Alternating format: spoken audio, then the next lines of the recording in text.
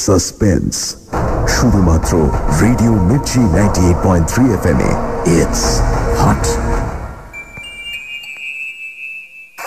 The sugar and spice makes everything nice. Bangla সাহিত্যের রোমাঞ্চকর কিছু গল্প দিয়ে সাজানো আমাদের এই বিশেষ নিবেদন সানডে সাসপেন্স। আজ আপনার জন্য গজেন্দ্র কুমার মিত্রর লেখা এক রাত্রির অতিথি। কথা সাহিত্যিক গজেন্দ্র কুমার মিত্র জন্মেছিলেন 11ই নভেম্বর 1908 সালে কলকাতায়। 1959 সালে তাঁর লেখা উপন্যাস কলকাতার কাছেই একাডেমি পুরস্কারে সম্মানিত হয়। কলকাতার কাছেই, উপকণ্ঠে এবং পৌষ ফাগুনের পালা এই ট্রিলজিকে বাংলা সাহিত্যের ল্যান্ডমার্ক বলে ধরা হয়। তার আরও একটি উল্লেখযোগ্য রচনা হল পাঞ্চজন্য। আজকের গল্প এক রাত্রির অতিথি। গল্পটি আমরা নিয়েছি মিত্র ও ঘোষ থেকে প্রকাশিত 100 বছরের সেরা ভৌতিক এই বইটি থেকে। বইটি সম্পাদনা করেছেন শীর্ষেন্দু মুখোপাধ্যায় ও বারিত বরণ ঘোষ। প্রধান চরিত্রে অনিমেষ, বুড়ো মাঝি এবং জনৈক সাধক। গল্প পাঠে দীপ এবং মীর। শুরু হচ্ছে এক রাত্রির অতিথি।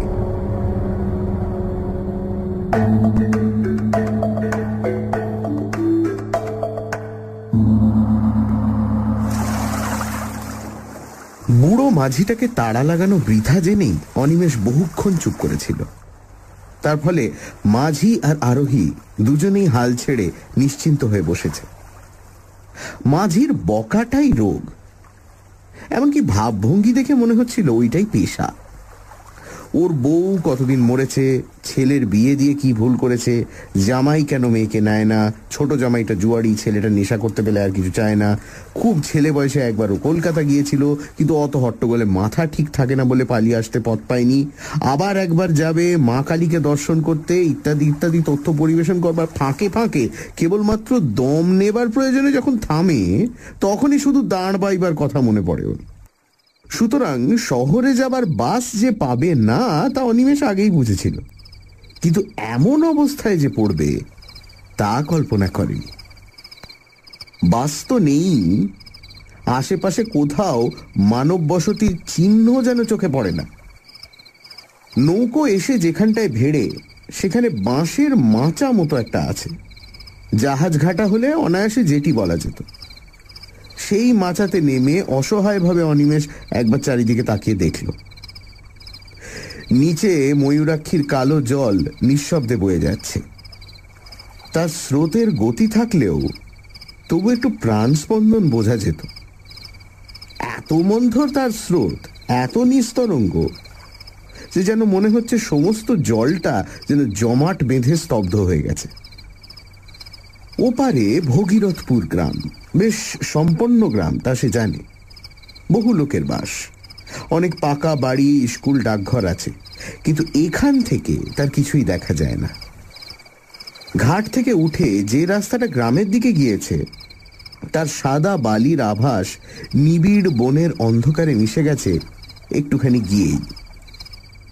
দুদিকে বড় বড় গাছ, কি গাছ তা বোঝা যায় না, কিন্তু তারই অসংখ্য শাখা পল্লব সমস্ত গ্রামটাকে যেন চোখের আড়াল করে রেখেছে। একটা আলোর রেখা পর্যন্ত চোখে পড়ে না। ওপারেই যদি এই হয়, এপারের অবস্থা সহজেই অনুমেয়। এপারে যেদিন সে এসেছিল সেদিন দিনের বেলাও কোনো গ্রাম ওর চোখে পড়েনি। বাসটা এসে একেবারে এই ঘাটের ধারে দাঁড়ায়, যাত্রীরা সবাই ভগীরথপুর চলে যায়। সেদিন অন্তত এমন কেউ ছিল না যে ওপারে কোথাও যাবে। আসার সময় দুদিকে আম গাছের ঘন বন কাটিয়ে এসেছিল, বেশ মনে আছে। হয়তো ছিল কোথাও ঘর বাড়ি, কিন্তু তা ওর চোখে পড়েনি। পারাপারের জন্য একটা খেয়া নৌকা আছে, চওড়া ভেলার মতো প্রকাণ্ড বস্তু, কিন্তু শেষ বাস চলে যাবার পর আর ওপার থেকে কেউ আসবার সম্ভাবনা নেই জেনে সেই ইজারাদারও বহুক্ষণ বাড়ি চলে গেছে নৌকোটা ওপারে বেঁধে রেখে। বাবু, ভাড়াটা? তাড়া লাগায় মাঝি। বিহ্বলতা কাটে, কিন্তু যেন আরো ব্যাকুল হয়ে ওঠে অনিমেষ। ভাড়াটা কি রে? এই অন্ধকারে রাত্রিতে আমি এখানে কোথায় থাকবো? তুই তো 1 ঘন্টার রাস্তা 7 ঘন্টা এনে আমাকে এই বিপদে ফেললি। এখন নিদেন ওপারে পৌঁছে দে, দেখি কোথাও একটু আশ্রয় পাই কিনা। এপারে এই জঙ্গলে শেষে কি বাঘের পেটে প্রাণ দেবো? চল ওপারে নিয়ে চল। উটি লাল্লাম আজ্ঞা, উটি লাল্লাম আজ্ঞা। সে কি, কেন রে, কি হয়েছে? তার উত্তরে মাঝি যা বলল তার অর্থ হচ্ছে এই: ওপারে অন্য নৌকা গেলে খেয়ার ইজারাদার বড্ড বকাবকি করে, পুলিশে ধরিয়ে দেয়। সুতরাং ওপারে যাওয়া ওর পক্ষে সম্ভব নয়। অনিমেষ তাকে অনেক করে বোঝালো। ওপারে তাকে ধরবার জন্য ইজারাদার যদি বসে থাকতো তো অনিমেষ তাকেই ডাকত। শুধু ইজারাদার কেন, জনমানবের চিহ্ন থাকলেও সে মাঝিকে এ অনুরোধ করত না। কোনো মতে নামিয়ে দিয়ে সে চলে যাক, তাতে যদি কেউ তাকে ধরে তো অনিমেষ তার দায়ী, ইত্যাদি সব কথার উত্তরে সেই একই উত্তর, উটি লাল্লাম আজ্ঞা বাবু, উটি লাল্লাম আজ্ঞা। অনিমেষ তখন রাগ করে বলল, তবে তুইও থাক, আমি তো নৌকোতেই রাত কাটাই। আজ্ঞা উটিও লাল্লাম। শুধু তাই নয়, দাঁড়ের একটা ধাক্কা দিয়ে নৌকোটা খানিকটা দূরে সরিয়ে নিয়ে গেল। টাকাটি শুনে দেন কেন, বাড়ি চলে যাই। তবে টাকাও পাবি না, যা, রাগ করে বলল অনিমেষ। কিন্তু যখন দেখে বুড়োটা সত্যি সত্যি একটা নিঃশ্বাস ফেলে ঘরমুখো হচ্ছে, তখন সে 1 টাকার নোট দলা পাকিয়ে ছুঁড়েই দিল। যা বেটা যা, পথে ডুবে মরিস তো ঠিক হয়, মনে মনে বলে অনিমেষ। ব্যাস, এরপর সব পরিষ্কার।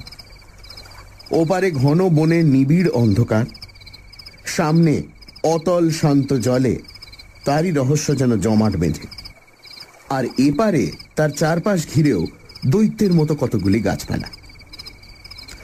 সুটকেসটা মাচার ওপর পেতে সেখানেই জেকে বসল অনিমেষ। বাঘ ভাল্লুক যদি সত্যি আসে তো জলে ঝাঁপিয়ে পড়তে পারবে, এখানেই খানিকটা তবু নিরাপদ।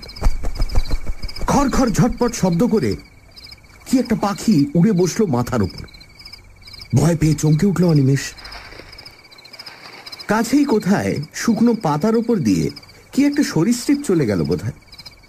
সামান্য শব্দ, তবু বেশ স্পষ্ট। জলের মধ্যে হঠাৎ একটা মাছ ডিগবাজি খায়, ওইটুকু আওয়াজ। কিন্তু অনিমেষের মনে হলো যেন বন্দুকের শব্দ উঠল কোথাও। বিশ্রী লাগছে। তারার আলোতে যতদূর দৃষ্টি চলে বহুক্ষণ ধরে ধরে হাত ঘড়িটা দেখল। মাত্র রাত 9টা। কলকাতায় সবে সন্ধে, কিন্তু এখানে মনে হচ্ছে নিশুতি রাত।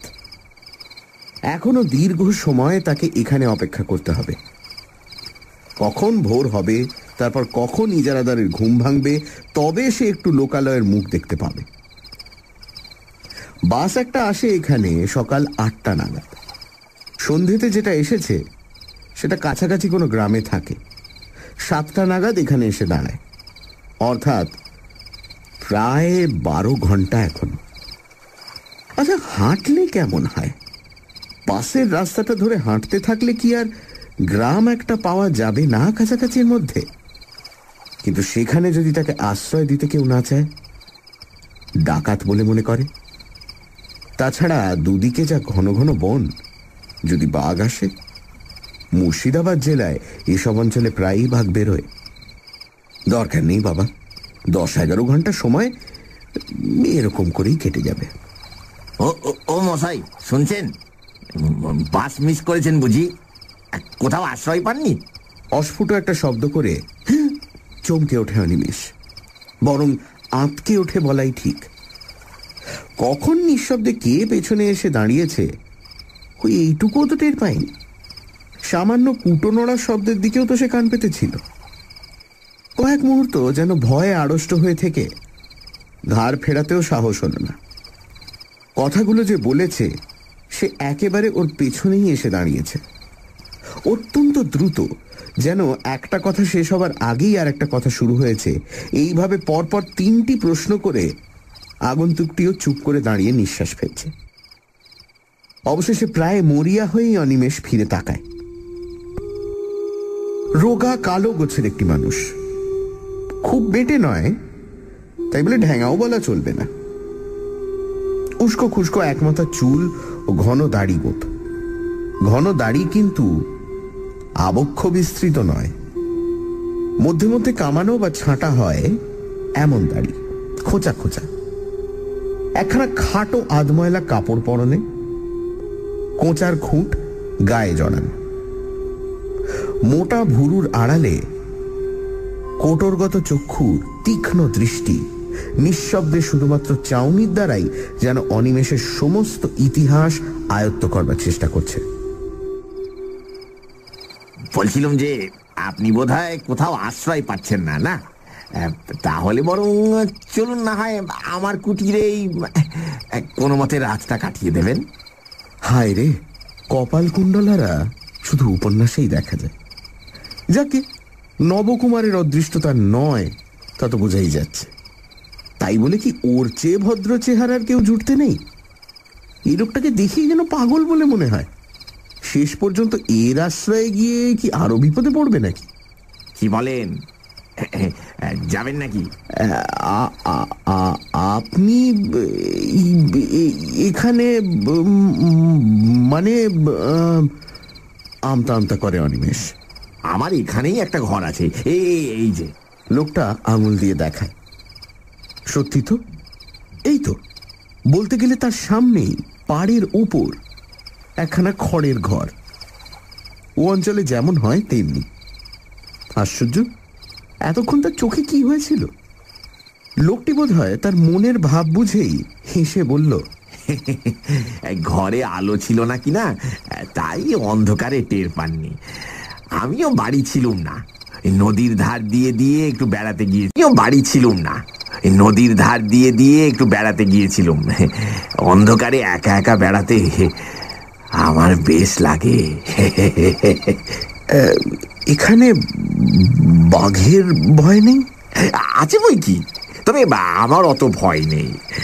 মরবার ভয় করি না, করে লাভই বা কি বলুন? মরতে তো একদিন হবেই। না, লোকটাকে ঠিক পাগল বলে তো মনে হয় না। চলুন চলুন, ঘরে বসেই কথাবার্তা হবে ক্ষণ। চলুন বলে সুটকেসটা তুলে নেয় অনিমেষ। একখানা নয়, পাশাপাশি দুখানা ছোট ঘর, সামনে এক ফালি দাওয়া। ভেতর দিকে আরো কি আছে তাও নজরে পড়ল না। দাওয়া বেশ ঝকঝকে করে নিকানো, পরিচ্ছন্ন। লোকটি আগে আগে পথ দেখিয়ে নিয়ে গিয়ে ওকে দাওয়াতেই দাঁড় করিয়ে রেখে দোর খুলে ভেতরে ঢুকল। তালা চাবির বালাই নেই, দোর শুধু ভেজানোই ছিল। ঠেলা দিতেই নিঃশব্দে খুলে গেল। ভেতরে ঢুকে আশ্চর্য রকম ক্ষিপ্রতার সঙ্গে একটা আলো জেলে লোকটি বলল, আসুন আসুন, ভেতরে আসুন। সানডে সাসপেন্স, শুধুমাত্র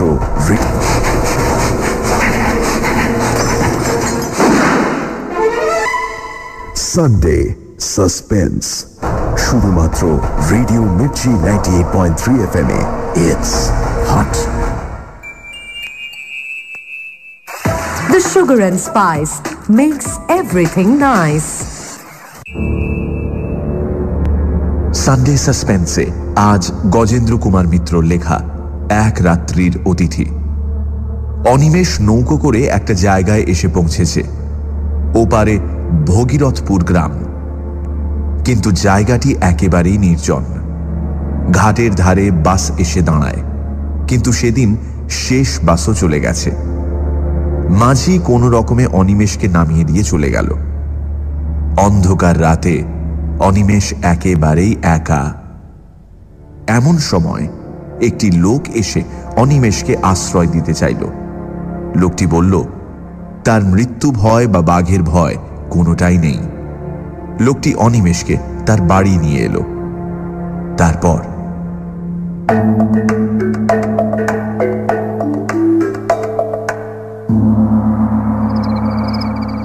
ঘরে আসবাবপত্র বেশি ছিল না। একটা তক্তপোষের ওপর একটা মাদুর বিছানো, শয্যা বলতে এই, একটা বালিশ পর্যন্ত নেই। এক পাশে একটি দড়ি টাঙানো, তাতে খান্দুই কাপড়। তার মধ্যে একটা লাল মেঝেতে জলের মেটে কলসি, একটা কাঁসার ঘটি এবং পিতলের পিল সুজে একটা মাটির প্রদীপ। এছাড়া আর কোথাও কিছু নেই। বসুন, ওই চৌকিটার উপর বসুন। তারপর খানিকটা নিঃশব্দে দাঁড়িয়ে নিজের 2 হাত ঘষে কেন একরকমের বিচিত্র হাসি হেসে বলল, ভালো বিছানা আমার নেই, ওই সুটকেসটা মাথায় দিয়েই শুতে হবে, আর খাবারও তো কিছু দিতে পারবো না, ঘরে আমার কিছুই নেই। আপনি মদ খান? যেন একটা আকস্মিক উগ্রতা দেখা দেয় ওর প্রশ্ন করবার ভঙ্গিতে। না না, রক্ষে করুন, কিচ্ছু ব্যস্ত হবেন না আমার জন্য, আশ্রয় পেয়েছি এই ঢের। ওই আশ্রয়টুকুই যা, বাঘ ভাল্লুকের হাত থেকে তো বাঁচলেন অন্তত। তা আশ্রয় ভালোই, ঘরখানা মন্দ নয়, কি বলেন? বলতে বলতে হেসে উঠে সে। সাদা ঝকঝকে দাঁত কালো দাড়ির ফাঁকে চকচক করে। অনিমেষের যেন ভালো লাগে না ওর ভাবভঙ্গি। আবারও সেই সন্দেহটা মনে জাগে, পাগলের পাল্লা এসে পড়ল নাকি। আপনি এখানে কি করেন? আপাতত কিছুই না। আচ্ছা বসুন, আমি একটু আসি। মুখ হাত ধোবেন নাকি? ধুতে পারলে ভালোই হতো, কিন্তু অনিমেষের তখন নড়তে ইচ্ছে করছে না। সে বলল, না না, দরকার নেই। লোকটি বেরিয়ে গেল। অনিমেষ স্তব্ধ হয়ে বসেই রইল। ভালো বোধ হচ্ছে না ওর, কেমন যেন একটা অস্বস্তি হচ্ছে। কি করে লোকটা এখানে? এমন একাই বা থাকে কেন? ঘরে কোনো রকম কিছু খাবার নেই তো নিজে খায় কি? চোর ডাকাত নয় তো? লোকজনকে ভুলিয়ে এনে শেষে ঈশ্বর বাঁচিয়েছেন। ব্যাগে ওর খানকতক পুরনো কাপড় জামা ছাড়া আর কিছুই নেই। পকেটেও মাত্র টাকা 6 আছে। কিন্তু একটু পরেই সমস্ত দেহ হিম হয়ে ওর মনে পড়ে এই সব উদ্দেশ্যে যারা নিয়ে আসে ভুলিয়ে, টাকা না পেলে তারা আরো হিংস্র হয়ে ওঠে। তাছাড়া মেরে ফেলে তবে তো দেখবে কি আছে না আছে। ওদের দেশে একবার খুব ডাকাতের উপদ্রব হয়েছিল। তারা একটা লোককে খুন করার পর পেয়েছিল মাত্র একটা আদলা। কখন গৃহস্বামী আবার নিঃশব্দে ওর কাছে এসে দাঁড়িয়েছে অনিমেষ টেরও পায়নি, যদিও খোলা দরজার দিকে চেয়েই বসেছিল সে। আশ্চর্য। লোকটা বলল, বলছি কি, এখনই শুয়ে পড়বেন নাকি? যদি ঘুম পেয়ে থাকে তো আলাদা কথা, নইলে একটু বসি। এই কতদিন লোকের সঙ্গে কথা কইতে পাইনি, বলেন তো দুটো কথা কয়ে বাঁচি আর কি। এখানে তেমন লোকজন তো নেই, আসেও না কেউ। অনিমেষ আবারও পূর্ব প্রশ্নের জের টানল। তা এমন জায়গায় আপনি থাকেনি বা কেন? সেই হাসি গৃহস্বামীর মুখে, তেমনই নিঃশব্দ হাসি। দাড়ির ফাঁকে শুভ্র দন্তের সেই বিজলি প্রকাশ। ভয় নেই, আমি চোর ডাকাতও নই, পাগলও নই। ঘরে কিছু নেই মানে আমার কিছুর দরকার নেই, থাকারও দরকার হয় না আমার। কেন জানেন? তারপর যেন কতকটা অসংলগ্ন ভাবেই বলে ওঠে, আমি আমি সাধক, তান্ত্রিক সন্ন্যাসী। সন্ন্যাসী? অবিশ্বাসের দৃষ্টিতে চায় অনিমেষ।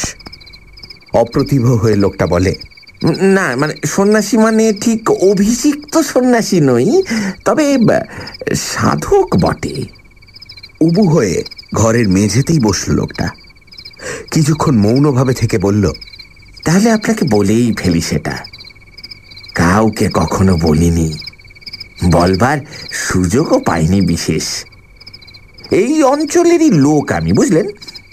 ছেলেবেলা থেকেই নানা বইতে তান্ত্রিক সন্ন্যাসীদের অদ্ভুত সব ক্ষমতার কথা পড়ে ওইদিকে মনটা ঝোঁকে।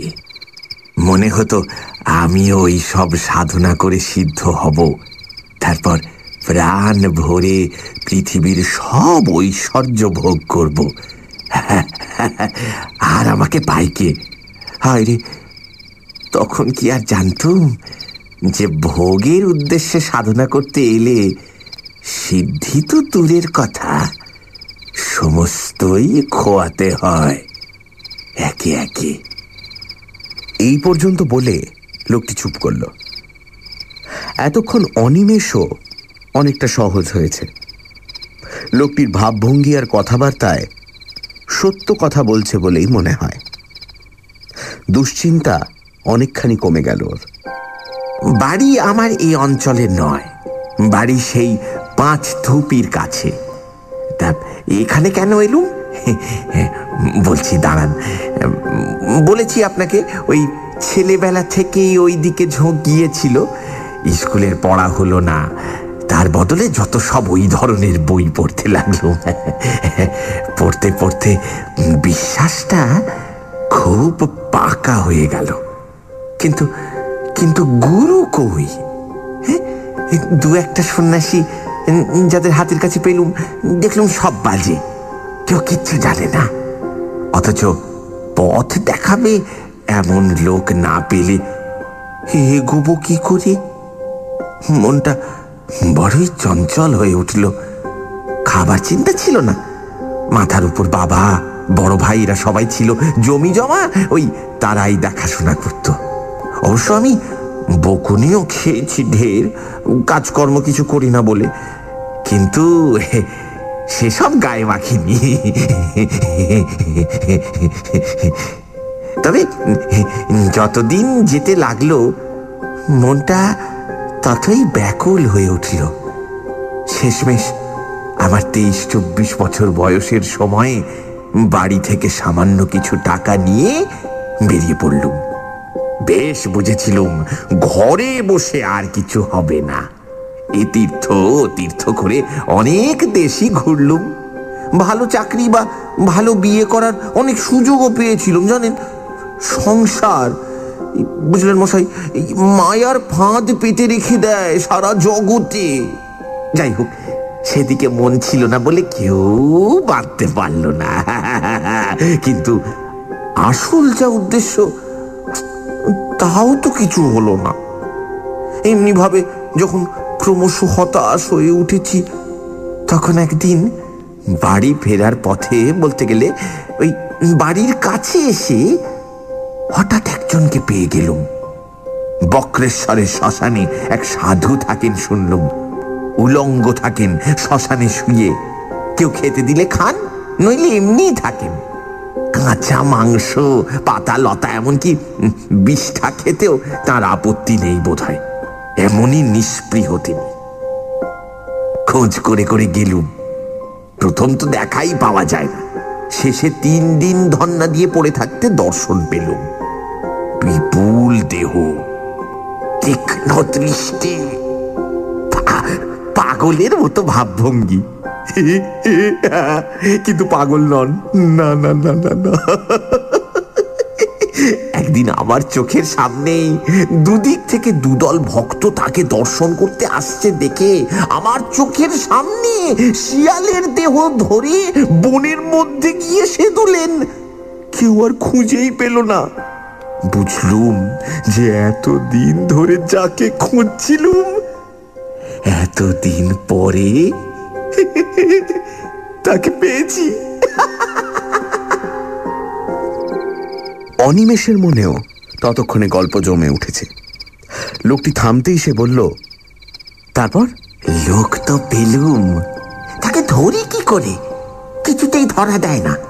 কিছু বলতে গেলে শ্মশানের পোড়া কাঠ তুলে তেড়ে আসে।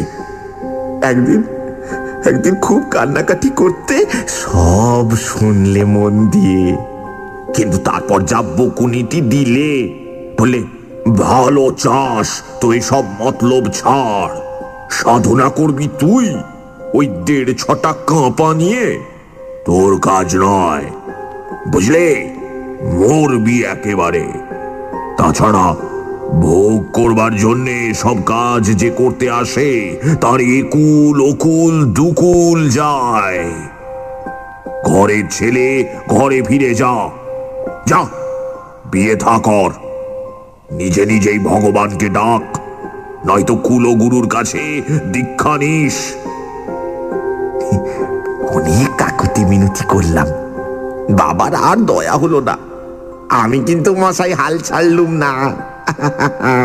আমার তখন জেদ চেপে গেছে কিনা ওইখানেই পড়ে রইলুম, বলতে গেলে না খেয়ে দে, আর গোপনে ওর দিকে নজর রাখলাম, যদি আসল প্রক্রিয়ার কিছু হদিশ পাই।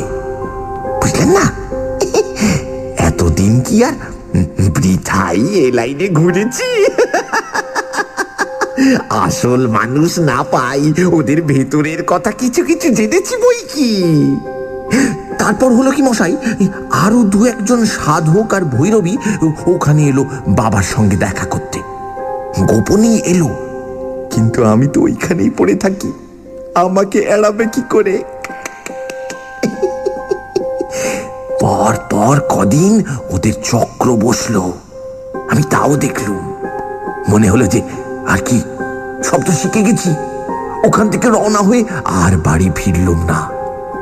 নির্জন স্থান, অথচ শ্মশান, লোকালয় কাছে, এইরকম খুঁজতে খুঁজতে এসে পড়লুম। পথে নলহাটিতে একজন তান্ত্রিকের কাছে দীক্ষাও নিয়ে নিলুম। ও মশাই, এলুম তো এখানে, কিন্তু সাধনা আর হয় না। প্রথম দিন থেকে বিঘ্ন। উপকরণ জোটে তো দিন পাই না, দিন পাই তো উপকরণ নেই। শেষে অনেক কৌশল করিয়ে, অনেক নিচে নেমে যদি বা সব জোগাড় করলুম, এই মঙ্গলবার অমাবস্যার রাত পেয়ে যেমন আসন করে বসেছি। কি বিঘ্ন, কি বিঘ্ন! উফ, ধ্যানে মন দেব কি, কিছুতে মনই স্থির করতে পারি না। এখন এটা বাসের রাস্তা হয়ে শ্মশান এখান থেকে সরে গেছে। আগে এখানটাতেই শ্মশান ছিল। এই যে এখন যেখানে ঘর দেখছেন, এই যেখানে আমরা বসে আছি, এইখানেই সেদিন আসন করে বসেছিলুম। নিজের অজ্ঞাতেই অনিমেষ যেন একটু সরে বসে, তারপর বলে, আচ্ছা, বিঘ্ন কি রকমের? ভয় পেলেন? শুনেছি তো এরকম সাধনায় বসলে প্রথম প্রথম নানা রকমের ভয় দেখায়, কিন্তু সেটা শুধুই পরীক্ষা করার জন্য। আপনিও তো সেরকম শুনেছিলেন নিশ্চয়ই, তবে ভয় পেলেন কেন? হাসল লোকটা আবারও। কাউকে ছেলে মানুষই করতে দেখলে বিজ্ঞ মানুষেরা যেমন হাসে, কতকটা তেমনই হাসি। বলল,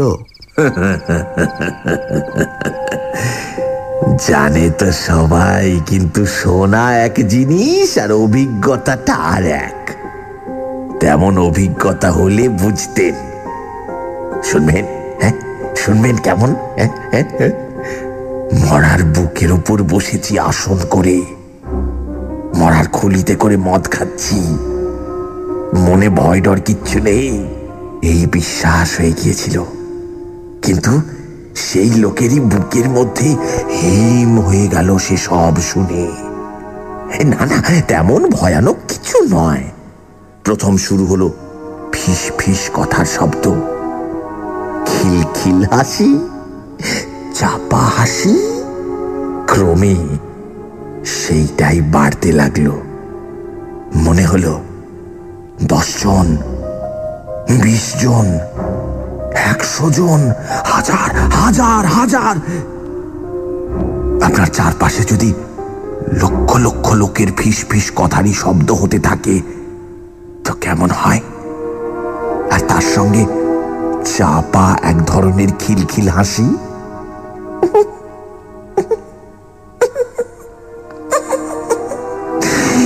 তবু আমি স্থির হয়ে আসনেই বসে রইলুম, নড়লুম না। যদিও কাজে আর মন দিতে পারলুম না, এটাও ঠিক। তারপর মশাই স্পষ্ট দেখতে লাগলুম শ্মশানের মাটি ফুঁড়ে ফুঁড়ে যেন মরাগুলো উঠছে। কত কাল থেকে মরেছে সব, কত হাজার হাজার বছর ধরে। এক একজনের বিভৎস চেহারা, রোগে যন্ত্রণায় বিকৃত মুখ। কেউ বা খুন হয়েছিল, কেউ বা ঠ্যাঙাড়ের হাতে প্রাণ দিয়েছে, কেউ বা গলায় দড়ির মরা। ঠিক সেই অবস্থায় উঠেছে, তেমনি কন্ধ কাটা কিংবা হাড় ঘোড় ভাঙা অবস্থায়। সকলেরই মুখে রাগ, চোখের দৃষ্টিতে আগুন। তারা সবাই আমার দিকে আঙুল তুলে শাসাতে লাগলো, পাপিষ্ঠ, তুই এখানে কেন? শ্মশান অপবিত্র করতে এসেছিস? চলে যা, দূর হয়ে যা। জানিস না এখানে আমরা পাহারা দিচ্ছি? মনে পাপ নিয়ে তুই এসেছিস শ্মশান জাগাতে? চলে যা, চলে যা। তার মধ্যে একজনের আবার শুধু কঙ্কাল। বোধহয় তাকে পুঁতে রেখেছিল কোথাও মেরে, তারপর তাকে তুলে পোড়াতে হয়েছে। সেটাই সবচেয়ে কাছাকাছি এলো। মুখে সেই এক শব্দ, দূর হ, দূর হ। ভয় পেলুম খুব, তবু এও জানি একবার ভয় পেলেই গেল। চিরকালের মতো প্রাণপণে চেঁচিয়ে উঠলুম, যাব না, যাব না, উঠব না আমি। ব্যাস, আর যাই কথা। সেই কঙ্কালটা আরো এগিয়ে এসে তার সেই অস্থিময় আঙুল কটা দিয়ে আমার গলাটা চেপে ধরল। সে কি চাপ, সে কি চাপ, যেন মোটা লোহার সাঁড়াশি। কত চেষ্টা করলো মুক্ত হবার, কিন্তু সে বজ্র কঠিন মুষ্টি খোলে কার সাধ্য। দম বন্ধ হয়ে গেল, বুকে সে এক অসহ্য যন্ত্রণা। মনে হলো যেন দেহের প্রতিটি শিরা ফেটে যাচ্ছে। কলি বিকলি করতে লাগলো এক ফোঁটা হাওয়ার জন্য। সে হাওয়া চারিদিকেই রয়েছে, তবু এক বিন্দু বুকের মধ্যে দিতে পারলাম না, বরং আরো চেপে বসতে লাগলো সেই সাঁড়াশির মতো আঙুলগুলো। তারপর রুদ্ধ নিঃশ্বাসে প্রশ্ন করলো অনিমেষ। তারপর আবার সেই হাসি।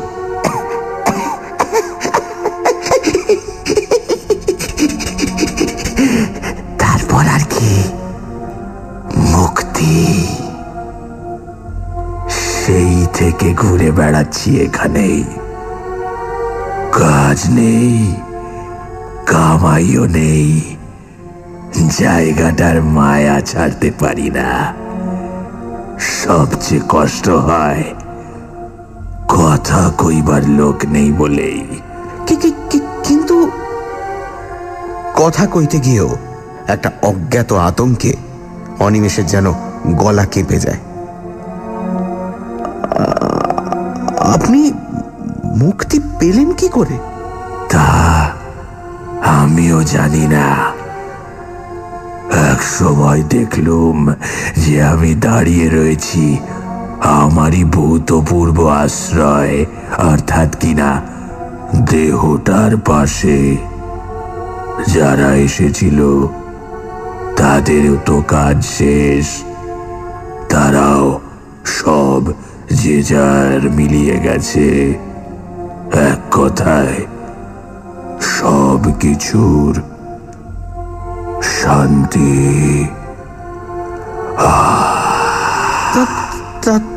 তার মানে কি? আপনি কি বলতে চান যে আপনি তখন মারা গেছেন? আপনি কি মরা? সানডে সাসপেন্স, শুধুমাত্র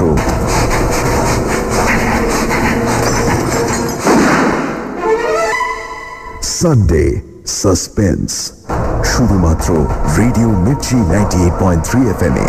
it's hot. The Sugar and Spice makes everything nice.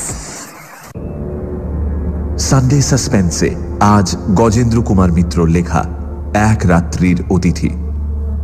Animesh শুনছে জনৈক সাধকের আত্মজীবনী। সে নিজের মুখেই বলছে যে সে চোর, ডাকাত বা পাগল কোনোটাই নয়। তান্ত্রিক সন্ন্যাসী হবার বাসনা নিয়ে লোকটি বাড়ি ছেড়েছিল। তারপর এক সাধুর সংস্পর্শে এসে নানা রকম সাধনা করতে শুরু করে এবং একদিন রাতে তার সাধনার সময় শ্মশানের মাটি ফুঁড়ে ভয়ঙ্কর আত্মারা উঠে আসে। একটি কঙ্কাল তার গলা চেপে ধরে এবং তারপর সে সম্পূর্ণ মুক্তি পেয়ে যায়।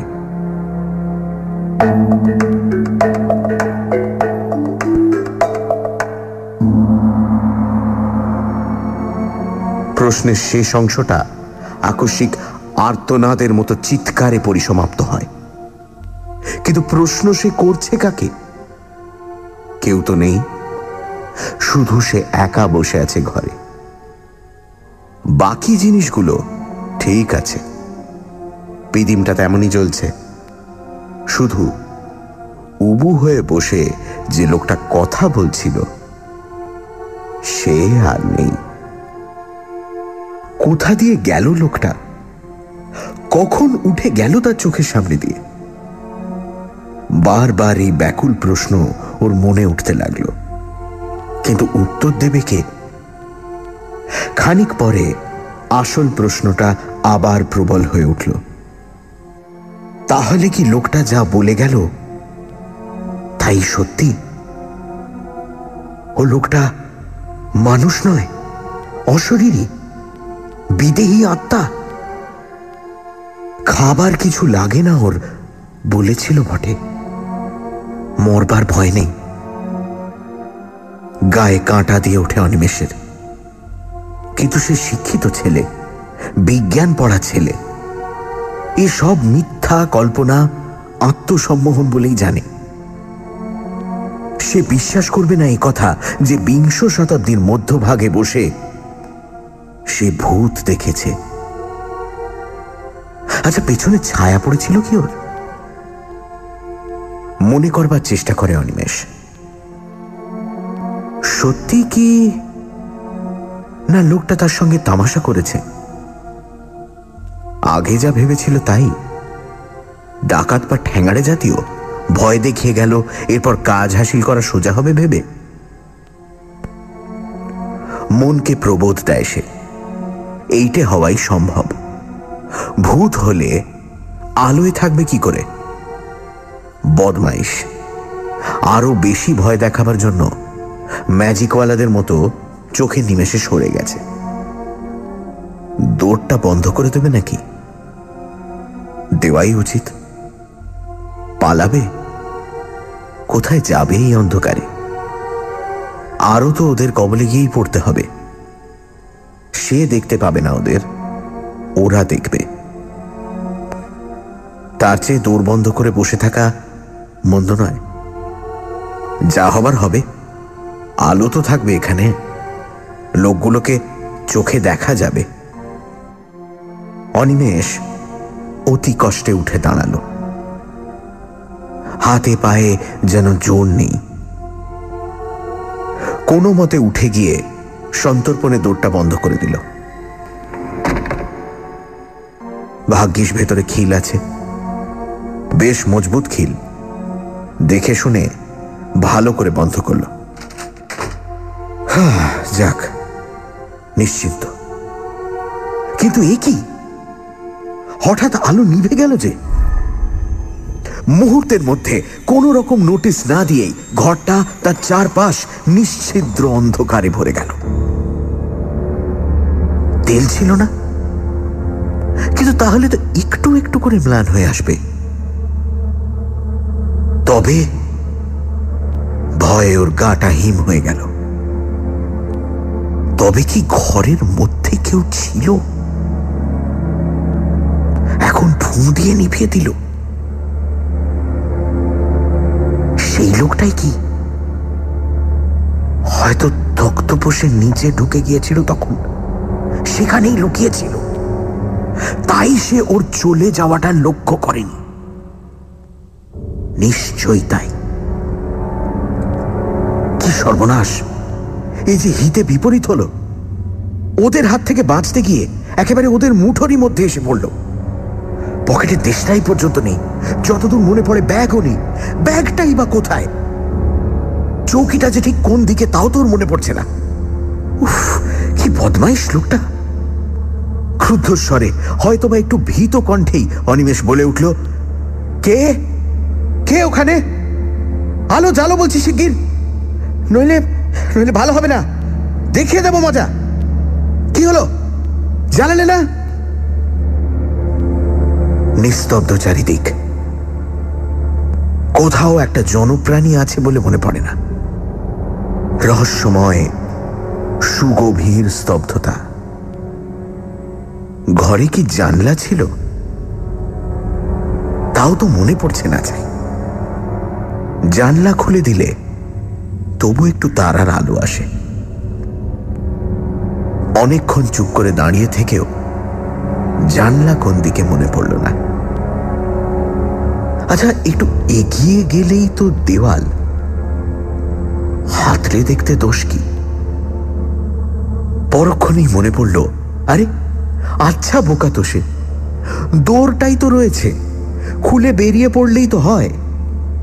ঘরের অন্ধকারের চেয়ে বরং বাইরের অন্ধকার ভালো, তারার আলো আছে। কিন্তু ব্যাগটা থাকে, প্রান্ত বাঁচুক। যেদিকে দৌড় দিয়েছে এই মাত্র সেদিকেই হাত বাড়ালো। কই সে দরজা? অথচ ও তো সবে দরজা বন্ধ করে এপাশ ফিরেছে আর আলো নিবেছে। তবে কি ও দিক ভুল করেছে? এদিকে দরজা ছিল না। আন্দাজে আন্দাজে এগিয়ে যায় সে। এইটুকু তো ঘর, দেওয়াল পেলে দেওয়াল হাতড়ে হাতড়ে ঘুরলেই দরজা পাবে। তবু ভয় হচ্ছে ও লোকটা না এই সুযোগে পেছন থেকে মেরে বসে। কিন্তু উপায়ই বা কি? এদের কবলে যখন এসে পড়েছেই। মরিয়া হয়েই এগোয় অনিমেষ। এক পা করে যতটা সম্ভব নিঃশব্দে এগোয়। 1 2 3 4 5 6 7 8। কি এই যে 20 পা হয়ে গেল। ঘরটা যতদূর আন্দাজ হয় 10-12 ফুটের বেশি হবে না লম্বায়।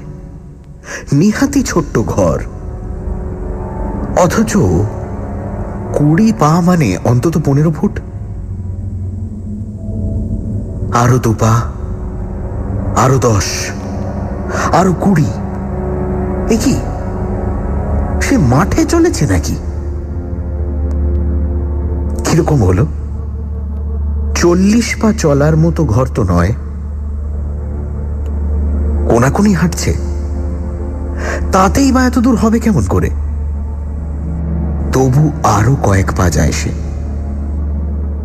হয়তো চলতে চলতে তখন গতি বেঁকে গিয়েছে। সোজা হয়ে হাঁটে আরো খানিকটা। না, তবু দেওয়াল নেই। রহস্যময় অন্ধকার, অনন্ত শূন্যতা। বাইরের মুক্ত শূন্যতা নয়, 4 দেওয়ালের চাপা। তবু তা অনন্ত। এইবার কপালে ঘাম দেখা দেয় অনিমেষের। এতক্ষণ ডাকাতের ভয় যা হয়নি, এবার তাই হলো। পা দুটো কাঁপতে লাগলো থরথর করে, একেবারে যেন ভেঙে এলো। অসহায় ভাবে সেইখানেই বসে পড়ল সে। এ তার কি হলো? কি চক্রান্তে জড়িয়ে পড়ল সে? তবে কি সে লোকটা অশরীরী? সত্যি সত্যি সে কি তাহলে কোনো প্রেত জনির মায়াতে এসে পড়েছে? বিহ্বল হয়ে ভাবে অনিমেষ কি করবে, কিন্তু কোনো পথ দেখতে পায় না। ওই যে কারা আসছে না? হ্যাঁ, ওই তো কত লোকের পায়ের আওয়াজ, অন্তত 8-10 জনের কম নয়, কিংবা আরো বেশি। এই বাড়ির কাছেই আসছে। ওই তো দাওয়াই উঠল। ও মশাই, শুনছেন? ও মশাই!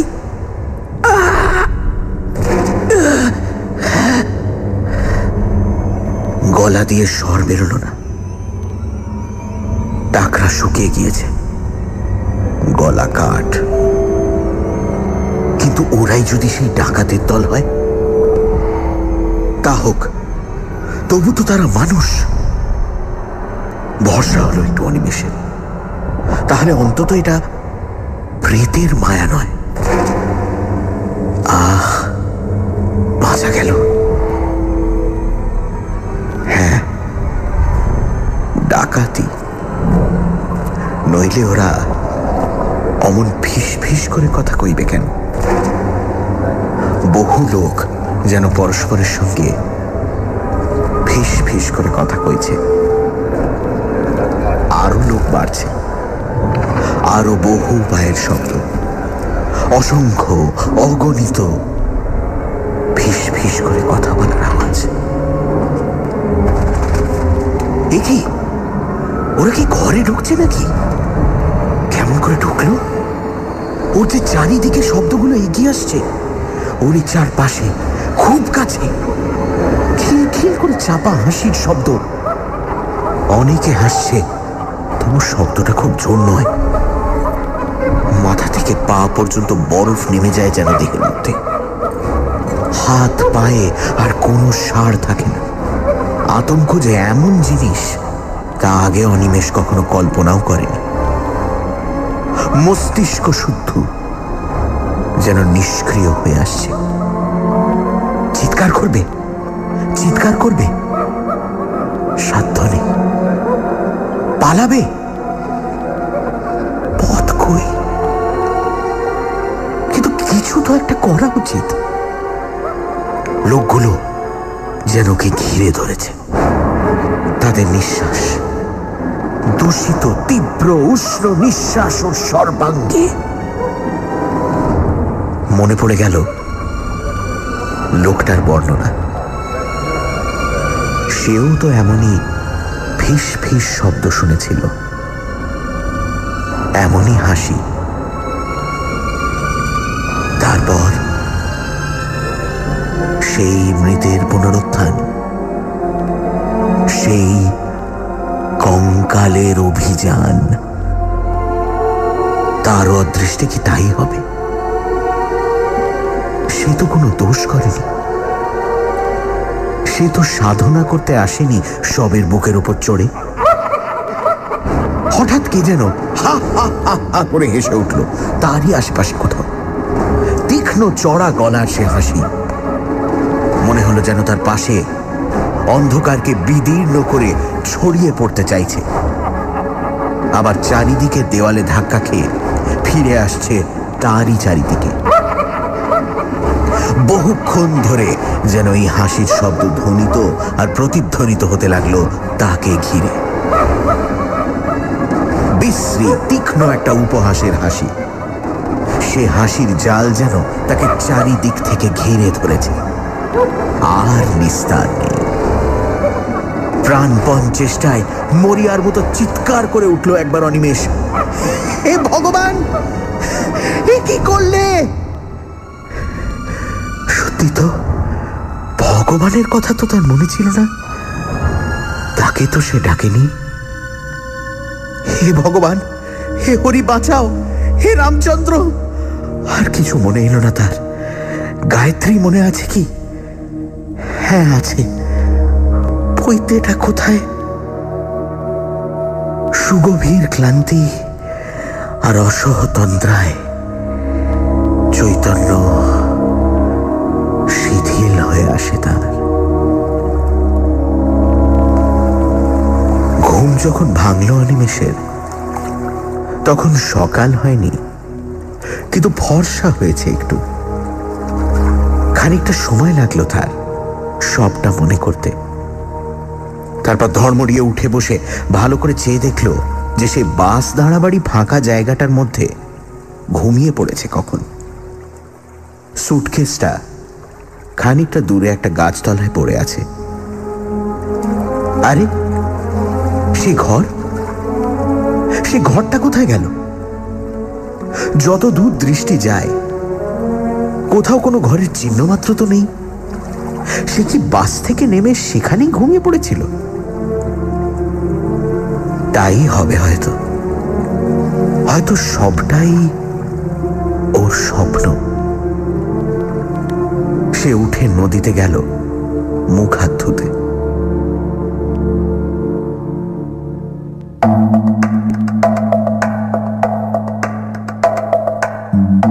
শুনছিলেন